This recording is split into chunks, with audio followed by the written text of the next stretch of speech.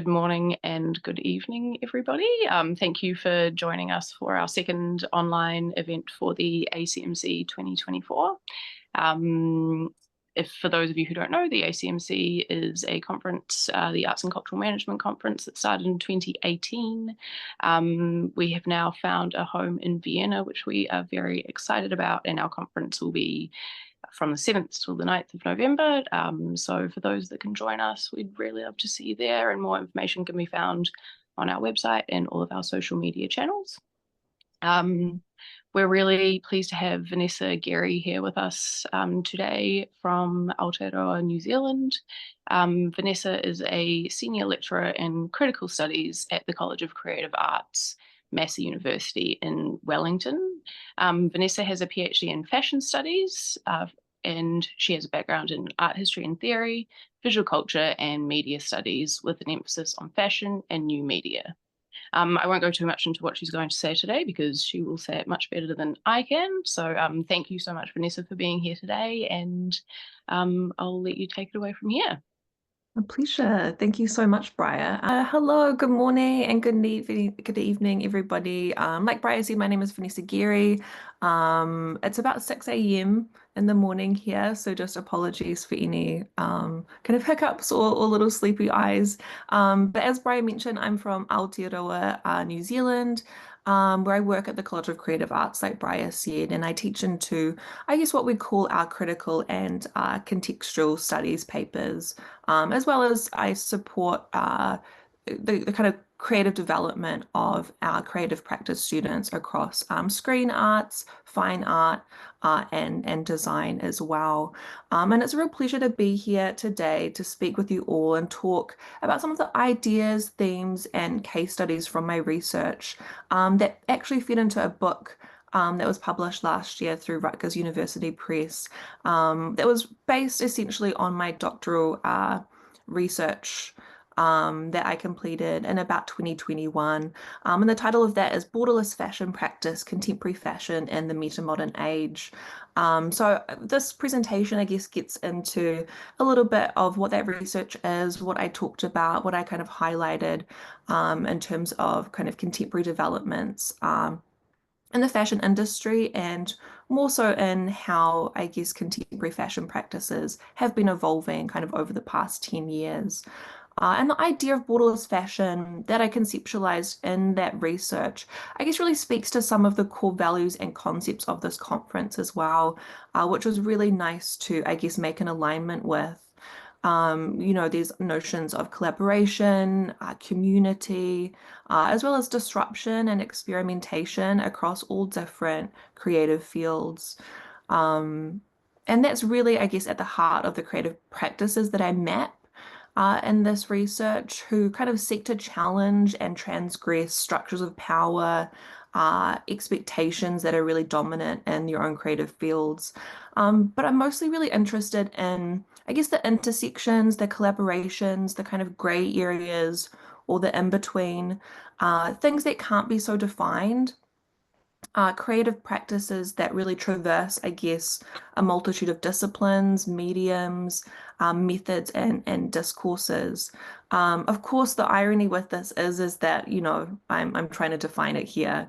But I guess I was always interested in, I guess, the ways in which seemingly different creative fields, design practices, and spaces intersected and informed one another to really create a sense of community, through aesthetic practice, through critical discourse, through conceptual development. Research background, as Brian mentioned in the introduction, really traverses a few different disciplinary fields that I studied across art history and theory, media and film studies, visual culture, a little bit of studio practice in the mix as well. And I guess throughout my research, I've started to really specialize in this field of fashion studies, a field that highlights fashion and all that fashion encompasses, I guess, is not only a culture industry, but as a really important creative industry that reflects culture, I guess, as much as it maybe sells to it. So why fashion? I'm really fascinated, I guess, by this creative field coming from an art history and media studies background because of its ability to be a space where a lot of different discourses kind of come to play. And as the quote here from Maria Luisa Frisa states, fashion is the most incredible platform to understand the arts of our century. Fashion is the place where everything collapses. And I think that's just a really nice quote for me to kind of place a foundation for the case studies that I'll be talking about today. Um, so at the start of my research journey, I was incredibly inspired by the work of fashion designers such as Alexander McQueen and Hussein Chalayan. Alexander McQueen is pictured here, who really started to push the boundaries on how the arena of the fashion show functioned. They changed its purpose and effect, really leveraged concept, story, technological development, and experimentation. Uh, and celebration, I guess, beyond what any other fashion designers have been doing. The clothes, dare I say, became or even felt secondary. They were experimental and engaging, drawing on both kind of niche and mass appeal due to their spectacular nature of their live sh runway shows. And then kind of the secondary mediated images that were disseminated after, some of which you can see here.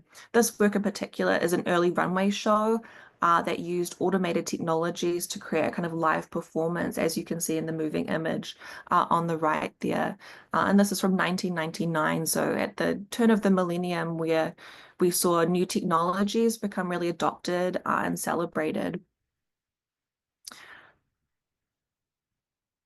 The designers that I've written about, I guess, and these ones in particular, who were practicing in the 90s and the early 2000s, have been talked about and written about quite extensively, particularly as it relates to their, I guess, cultural impact, and the fact that a lot of the designers of this time became kind of auteur-like, especially for someone like Alexander McQueen, and even Hussein Chalayan, who I picture here.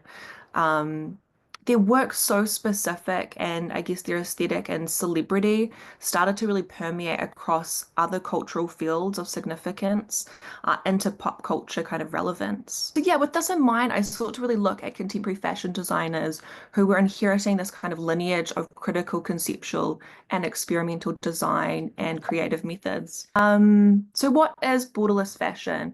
I'll read a little of the introduction to my research, to my book, to kind of help start to define this term. And I quote myself here, 21st century fashion practice has become increasingly transdisciplinary, calling into question the very boundaries that define fashion in the Western cultural context. In this research, I show through an analysis of contemporary fashion designers' work that a practice I've called borderless fashion has emerged, kind of zeitgeist that collapses into the field of fashion, as I mentioned before.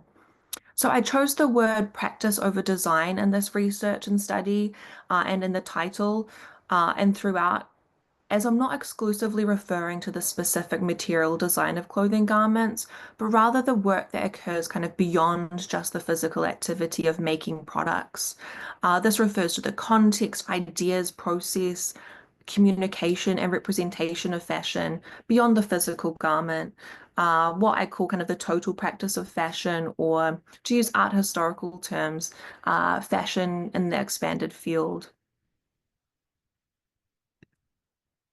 And this shift, I argue, is due to fashion's democratization and its subsequent kind of bleeding across creative disciplines. I've conceptualized the term borderless fashion as a way to kind of map and define the rapidly changing phenomena that's really occurring in contemporary fashion practice. So this concept really speaks to this democratization, as I mentioned before, and I argue that this very access has created a conversation between maker and consumer that has changed the way fashion practitioners produce and communicate their work, as well as how they define themselves. If this democratization of fashion had not happened, then feasibly fashion rather than kind of filtering down to the masses, as we say, it could have remained in the rarefied spaces, within the strict hierarchical structures of class, therefore changing its very cultural production. So, along with fashion's democratization, other factors have led to borderless fashion's development, I argue, such as the ongoing relationship between fashion and art, fashion shift into the academy as this important thing to study, the emergence of conceptual fashion, and a growing kind of critical and reflexive research process.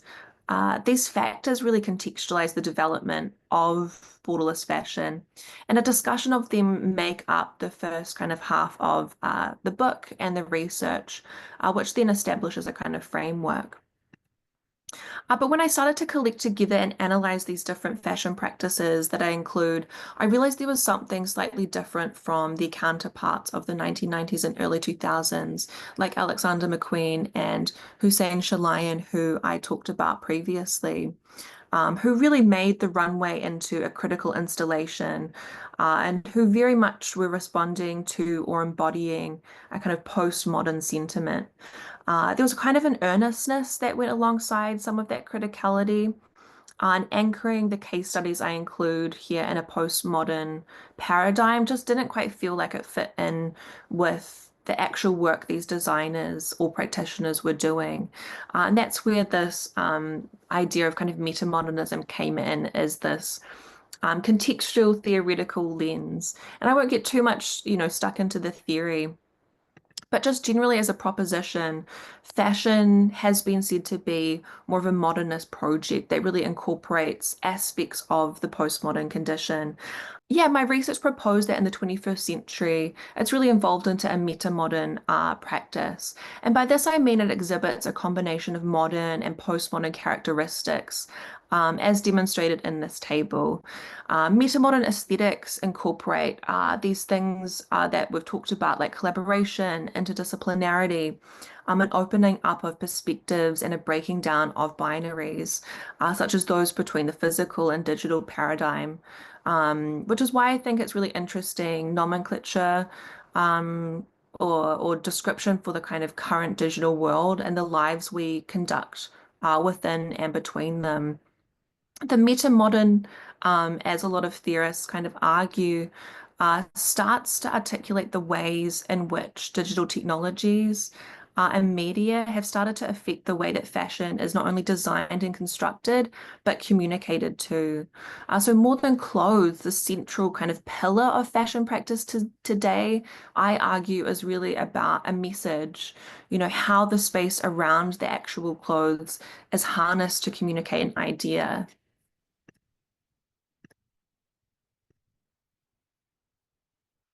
Uh, yeah, a central pillar is really about the message, like I mentioned before, how the space around the actual clothes is harnessed to communicate an idea. And this is what I call in my research and in the book a hybrid space, that allows us to analyze and take into consideration the spaces that fashion manifests on installations and filmmaking, over social media and gallery exhibitions, and live performances, in turn really disrupting the traditional commercial spaces that fashion, what we call with a capital F, has been kind of positioned in within the Western cultural context. Um, but the prefix meta, this kind of term that pops up a lot in our cultural context, is derived from the Greek metaxis, used to describe the condition of in-betweenness. It's referred to in Plato's ancient text Symposium, where metaxia is defined through representation of the character Diotima as the in-between or middle ground, or even mediator between the gods and mankind. So metaxis is described as the dynamic space between two separate things, where mediation keeps the universe together.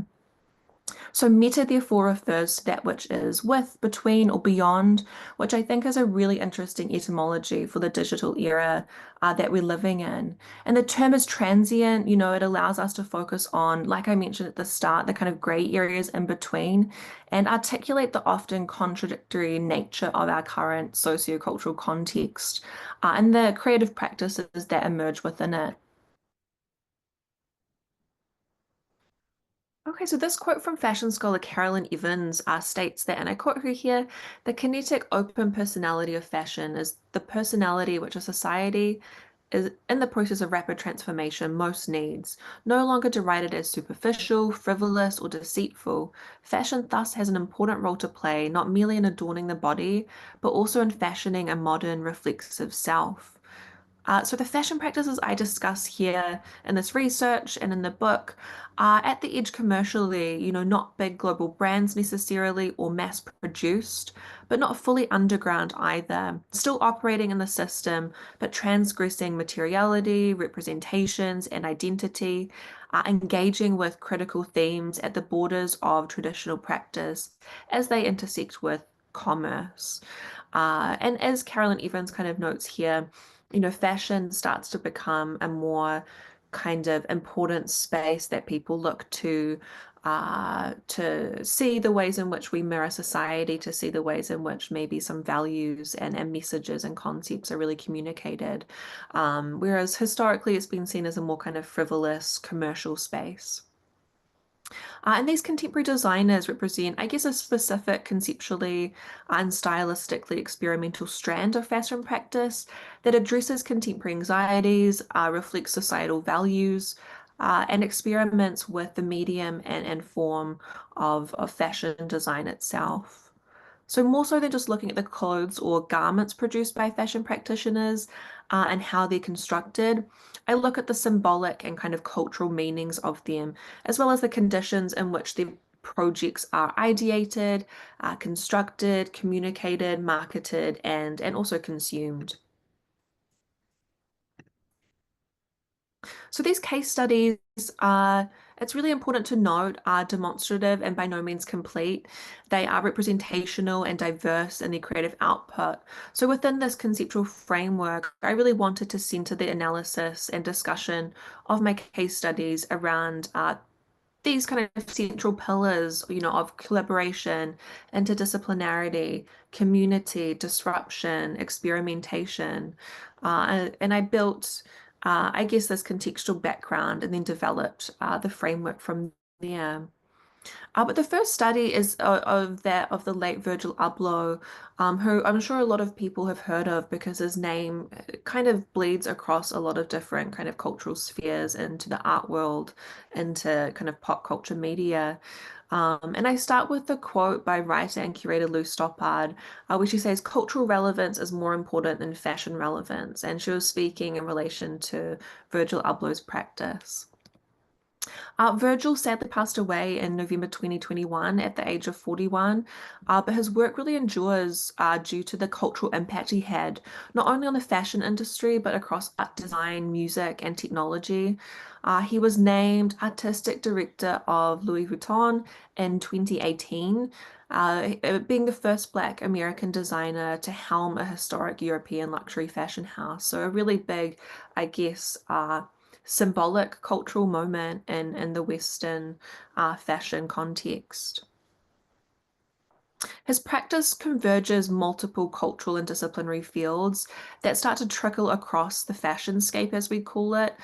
He was a trained architect that came up through the music industry, doing graphic concept art for people like Kanye West and A$AP Rocky and other artists, while also developing his own kind of visual aesthetic language and design methodology that is an intersection of art, music, graphic design, architecture, film, animation. This is a still from an animated short he created for a Louis Vuitton ad campaign, and philosophy. He really started to position himself within a kind of art historical narrative, and he was a great speaker, and he really talked about positioning his own practice within these kind of broader canons of art history and creative practice. He was certainly quite a divisive figure in the world of art and design, as he was called out for plagiarism a few times, but always articulated that he adhered to his own 3% rule, which essentially means that there are no kind of truly original ideas, as he noted, and that you can create something new by only changing a process, a product, a perspective, a concept by 3%. So, really drawing on modern art philosophies from the likes of Marcel Duchamp and Andy Warhol, who had these same kind of notions of originality. So within these case studies, a lot of other critical discourse and conversation emerged around intellectual property, copyright, branding, creative agency, as well as representation. Um, what he is especially known for is really bringing luxury fashion into the streetwear world, and especially championing young Black artists and artists from underserved or marginalized communities and backgrounds. And this legacy has continued through his postmodern scholarship fund, which really seeks to provide a platform for professional creative development for young fashion designers, young artists, young creative media producers, and also financial support for them as well. Ablo stated that, and I quote him here, I often refer to my career as a bit of a Trojan horse. It exists to traverse two spaces and allows other people to partake in it, end quote. So it's really about putting the ladder down for other young creatives and creating this really broad community of practitioners around him to share in his success. So, really speaking to these notions of community and collaboration. His endless curiosity and desire to bring design and art to the masses spanned disciplines and, in a contradictory way, was actually really unique and sincere. He championed unveiling the process of his creativity, bringing many young artists into his studio to collaborate. And building a large community through social media, even when he started working at Louis Vuitton, this large kind of European conglomerate, he still had his own studio and work through his own individual label, which remained independent for some time.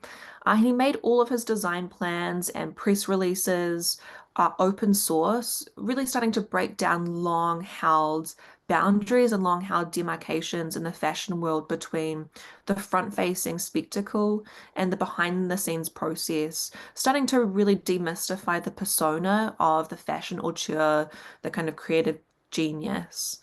The collaborations between his studio and other companies and artists are in the hundreds. That's what he was really famous for.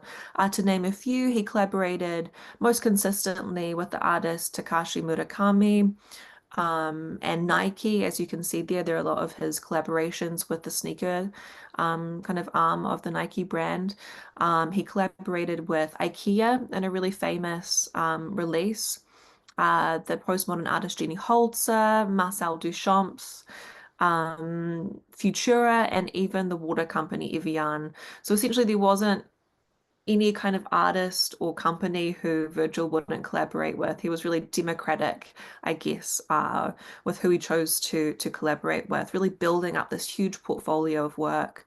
And all of this kind of culminated in a survey exhibition of his work titled Figures of Speech at the Museum of Contemporary Art in his hometown of Chicago, which was curated by Michael Darling, a curator who has previously curated shows about Andy Warhol, and the modern dancer Merce Cunningham.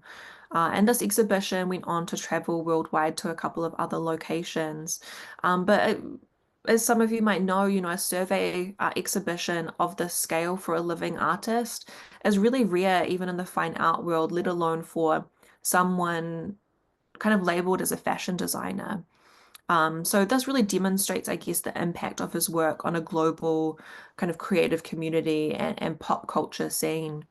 And I quote Ablo here, he said that life is a collaboration. And I think that's a really nice kind of sentiment that aligns with some of the themes talked about.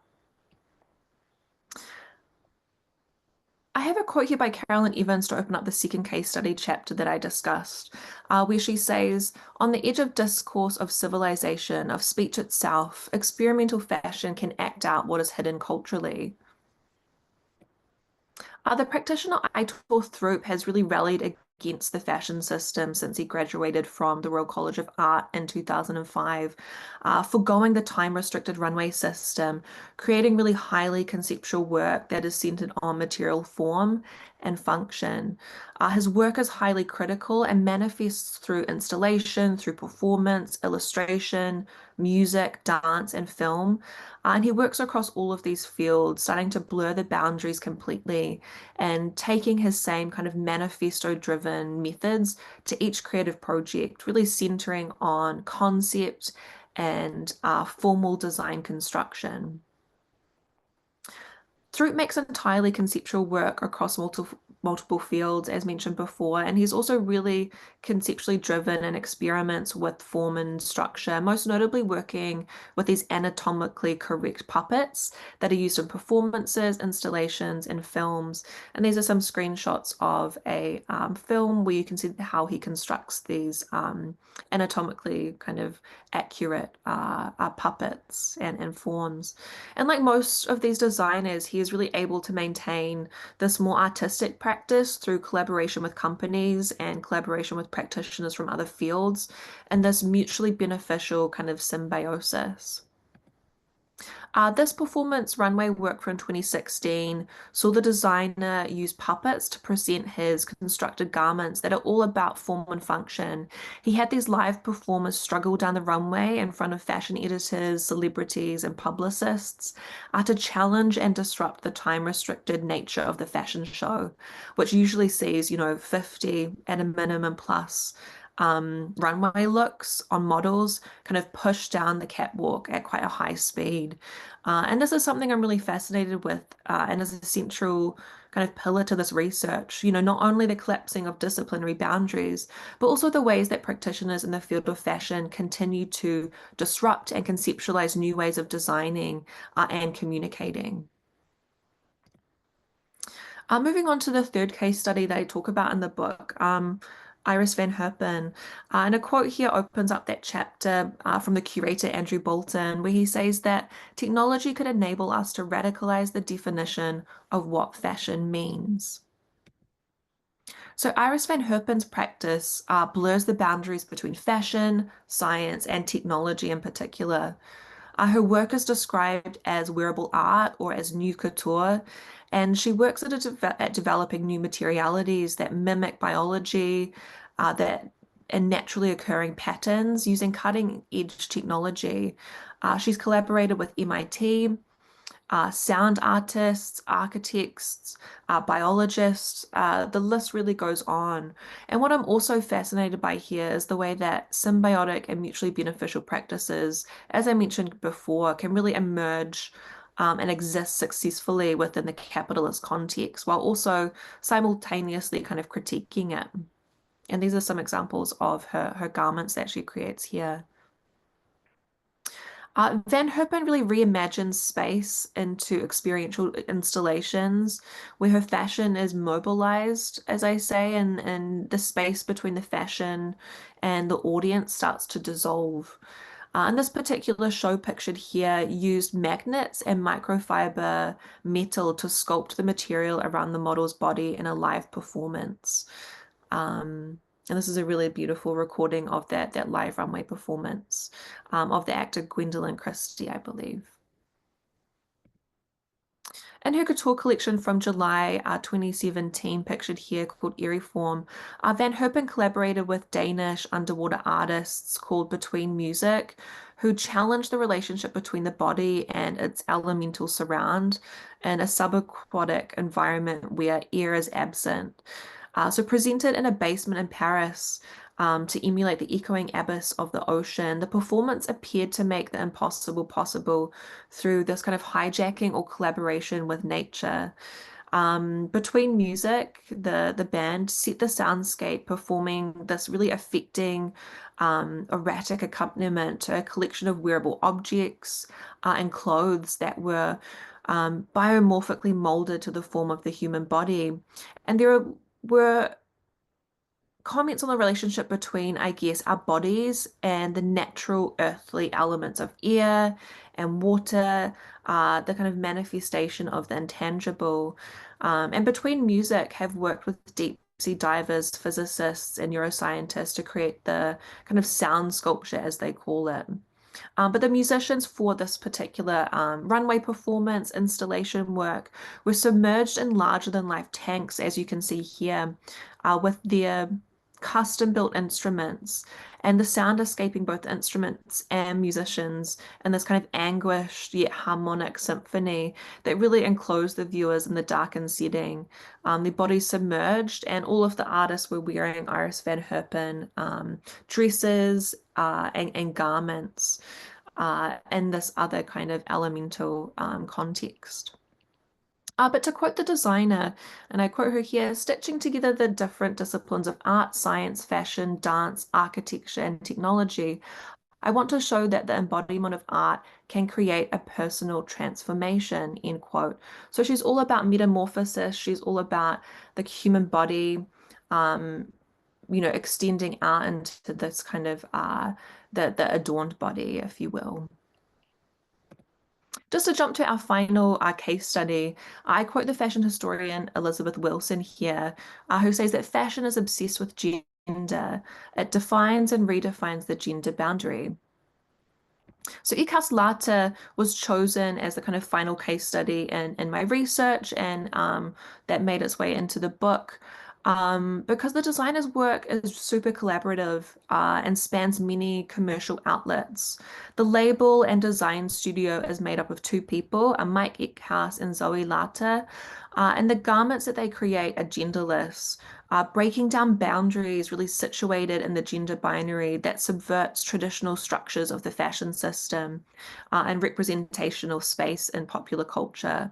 And their practice is definitely commercial, but their brand remains independent, which is a really kind of big success story in, I guess, the traditional fashion industry.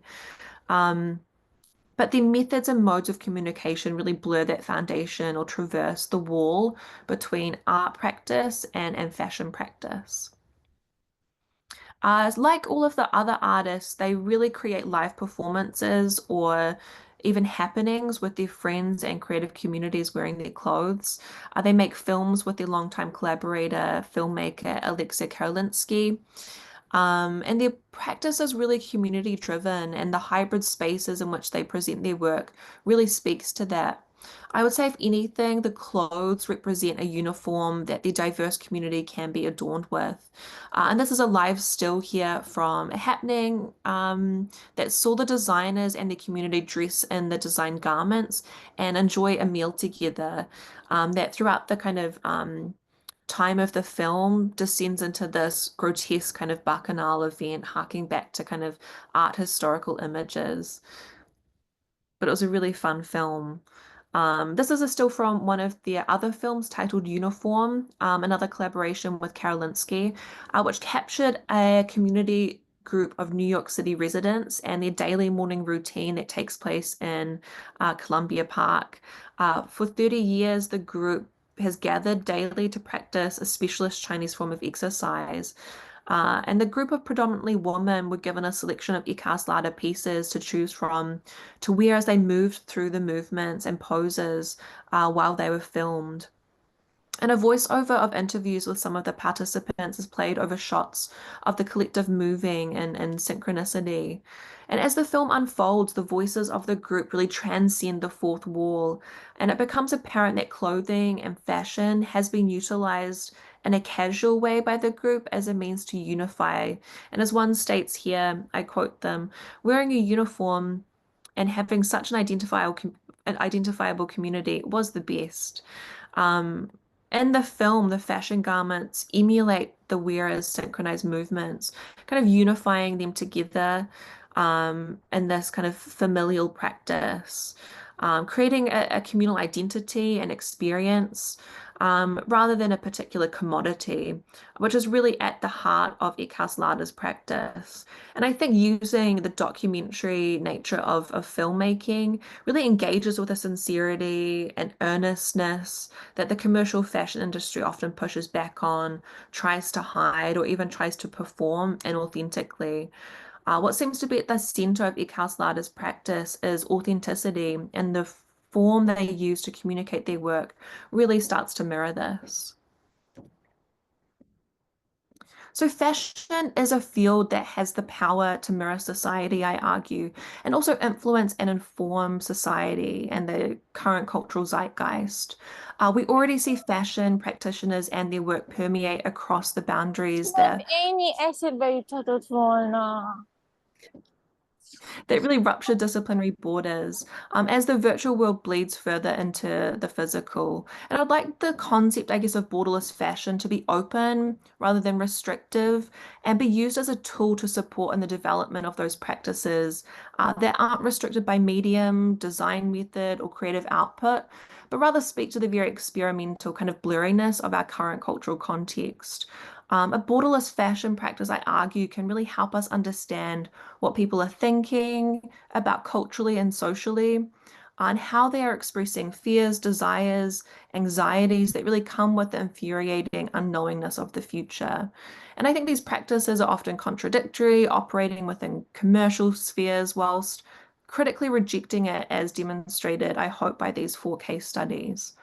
But these practices are certainly not demonstrative of the field, and there's a lot more work to be done to expand and reflect critically on this and the very notion of defining fashion and what is included and excluded in that. But these practices, for the purpose of this research and book, are both optimistic and cynical, ironic and sincere, and emphasize fashion's ability to be situated in the blurry kind of meta spaces between fiction and reality, the digital and the physical, transcending and challenging long-held binaries, really symptomatic of the Western cultural context. So borderless fashion's kind of oscillating nature collapses rigid boundaries, I argue, within our sociocultural contexts. I argue that history is not linear, creative fields are not siloed or fixed, and conventions can and should be changed through collaboration, community, and disruptive practices. And so the sincerity we find in some contemporary fashion practice really invite us to critically reflect, question, and experiment. On that note, I will end. Thank you so much.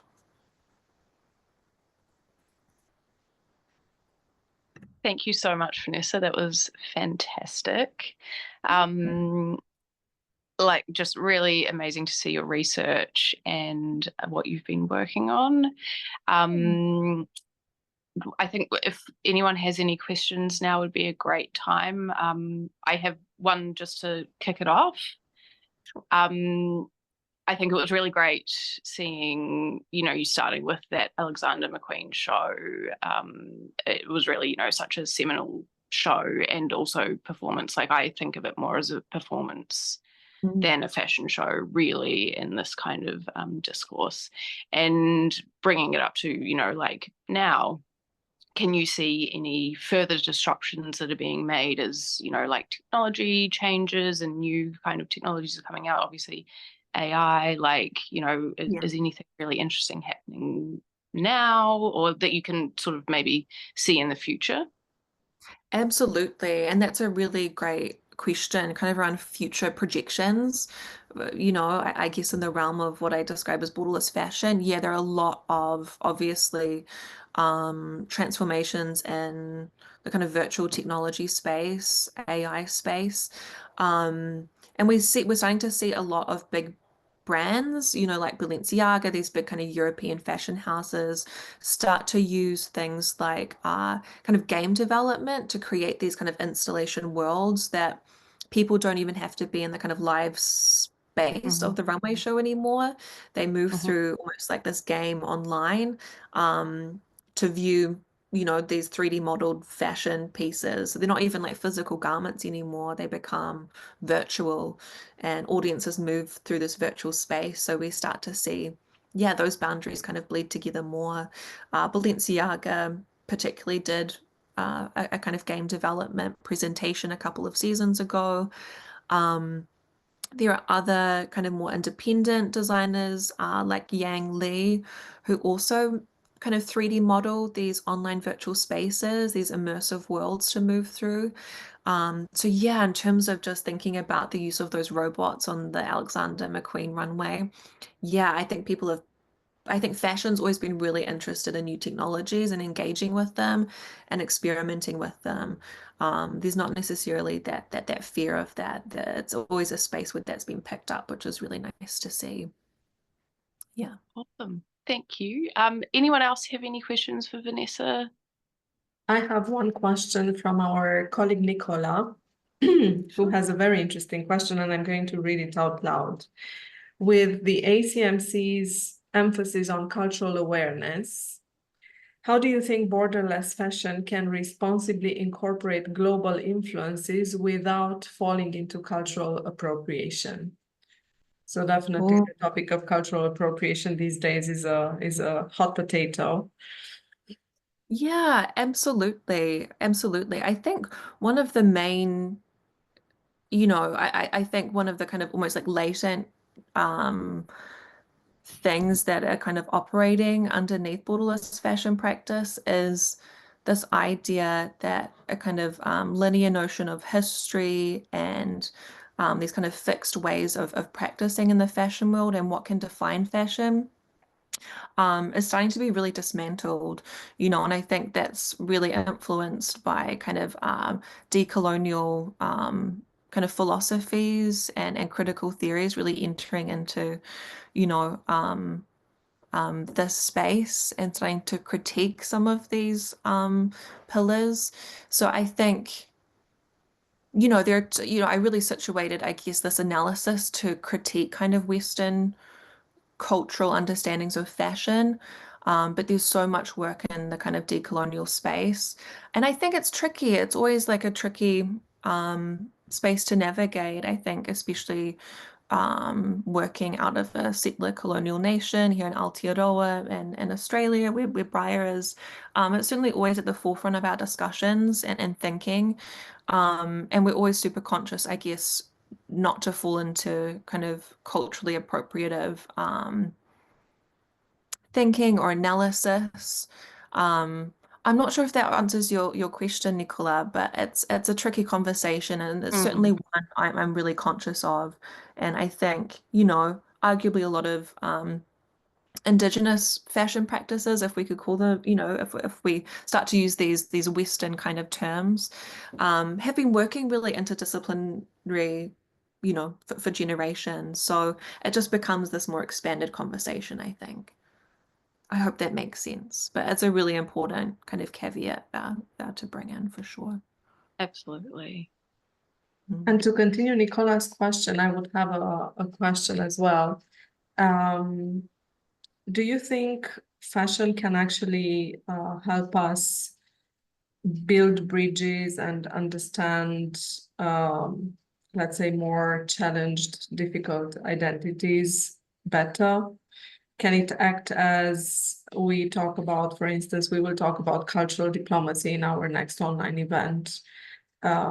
Fashion is just one of the tools. So how can we use fashion as a diplomatic tool to make nations better understood in the outside world? Oh, wow, that's a really good question.